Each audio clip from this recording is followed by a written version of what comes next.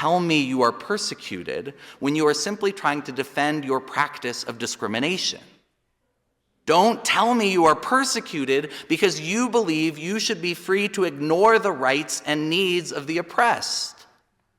I have to say, I'm suspicious anytime someone in the modern religious majority tries to claim persecution.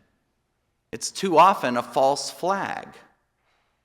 A Catholic charity in Philadelphia claimed religious persecution before the Supreme Court, and the justices ruled that the city had to let them run a foster agency, even though they wouldn't work with same-gender couples. Now, the ruling was narrow, but I disagree with the Supreme Court on this one. I don't believe any organization should be able to accept my tax dollars and discriminate against families like mine. Just like we don't allow religious organizations to accept public dollars for housing and then discriminate against people because of age, race, religion, or any other historically marginalized identity, we should not allow discrimination in adoption or in healthcare because we are afraid of false flag calls of religious persecution.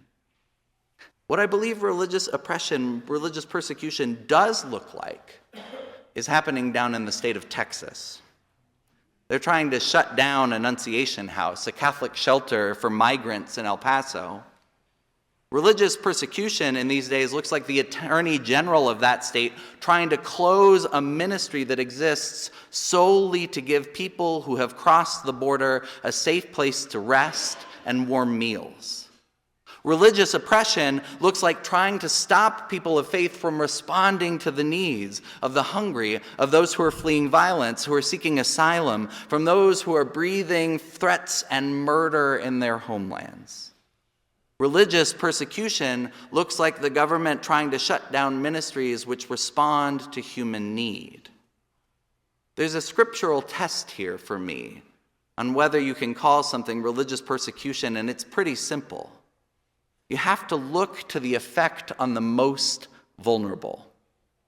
If poor women in rural counties can't access life-saving health care because of your religious test, if trans kids and LGBTQ plus kids in general can't talk to their school counselor for fear of being outed to abusive parents, if the most vulnerable are being harmed, God is apt to start calling names.